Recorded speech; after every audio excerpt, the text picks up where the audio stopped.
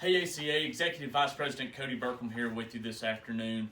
Wanted to take a moment and go over some of the recently passed legislation that's coming out of the United States Congress dealing with CFAP3 rates and some other pieces of legislation that passed in some end-of-year legislation here recently.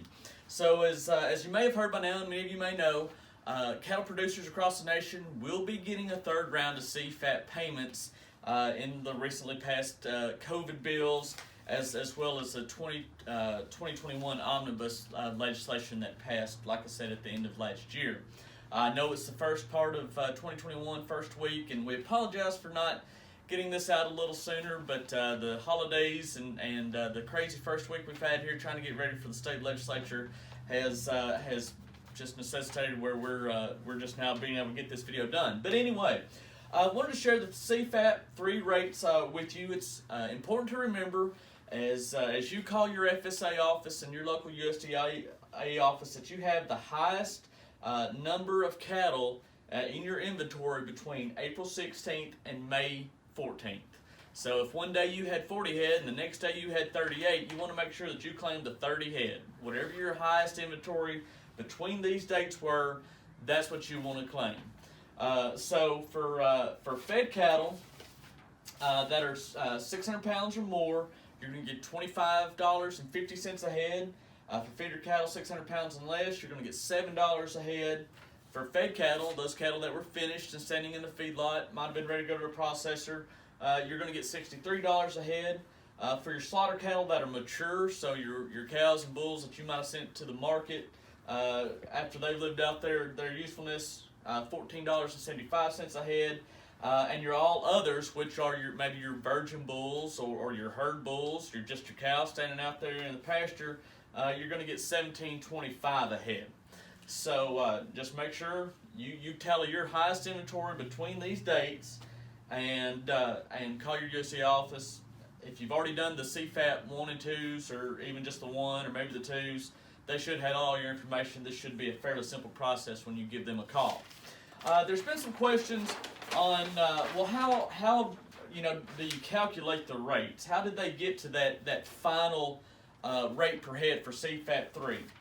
So I've got an example here just quickly I want to share with you. So we're just going to concentrate on this all other cattle, but it works for any of the other eligible heads. So all other cattle, like I said, these are going to be your herd bulls, virgin bulls, replacement heifers, cows standing out in the pasture. So what they did is they took the CARES rate, that passed back early in 2020, March sometime.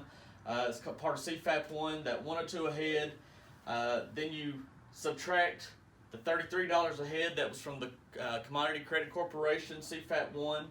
And then you would also subtract the CFAP 2 piece, which for all other cattle, you didn't get anything in CFAP 2, so you don't really have to worry about that. So 102 minus 33, and then you want to say times 25%. That got to your $17.25 per head. So we actually have a table here that we're going to post in the comments of this video, so you'll be able to see how all the eligible livestock for cattle was figured, and just so you can see how they figured out each one. Some of the other things that were passed in these pieces of legislation were actually pretty good for cattle producers across Arkansas and the nation. Some of the things that we've even been working here on the state level have gotten some national attention, which is just really great news. One of the things, the COVID provisions that were passed, they put $20 million towards improving and maintaining animal disease prevention and response capacity. That's always a good thing. Make sure we are ready for any disease outbreaks that we may have. For any of you that have a marketing assistance loan through the USDA, they have now got the authority to extend the term of those loans. So that's a good deal as well. One of the things that we've supported is the establishment of a trust of benefit for unpaid cash sellers of livestock. So this legislation that was passed also ensures that federal livestock dealers have to have a trust set up to make sure that if there's any kind of default or anything on their part, like we've seen some major defaults over the last several years.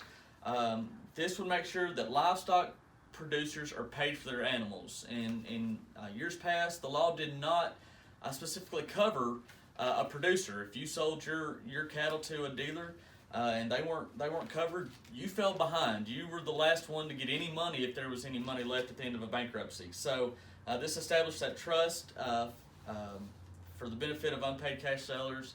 It's a really good piece. One of the things that we've been working on here in the state, as you are probably aware, is the state meat inspection. So in this legislation, there was a grant of $60 million for facilities to apply for that would help them get up to code to where they could apply for federal USDA inspection. Of course, as you may remember, the Arkansas Cattlemen's worked with other organizations here in the state and the Arkansas Department of Ag to get about $10 million for meat processors here in Arkansas to help them upgrade and get to federal USDA inspection if they so desired. But here is an additional $60 million to go across the nation. So it's not a great sum of money, but it is helpful, and we hope that the meat processors out there in Arkansas will look at this and go ahead and apply for that if they're getting up to USDA inspection codes. Another thing, this bill requires a report on the availability of financing for new and existing meat and poultry processing capability. So, we've seen throughout the COVID crisis that we just simply don't seem to have enough meat processing facilities here in the nation. We understand we have some big ones, but we certainly seem to be lacking some smaller type operations that could have relieved the bottleneck that we saw throughout the COVID crisis.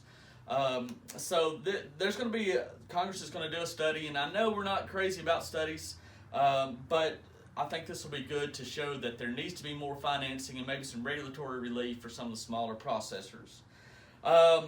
Just real quickly, two of the things that passed in the fiscal year 2021 omnibus, the livestock market reporting that was due to be extended in 2020, in the fall of 2020, actually got about a year extension. It now has to be extended again in September 30th, 2021. There's been some debate as to what needs to happen in the livestock market reporting as far as some different percentages of cattle and stuff that need to be bought on the negotiated live cash cattle trade. So that discussion is going to continue until at least September 30th of 2021. It also maintains electronic logging device provisions for livestock hauler waiver through the duration of fiscal year 2021. So if you're a livestock hauler, a pot hauler, you don't have to use the electronic logging device through at least the government fiscal year 2021. So I know I went through that really quick, but just wanted mainly to get these CFAP3 rates to you and how they're figured up, and just let you know some of the things that happened here at the end of the year in our nation's capital.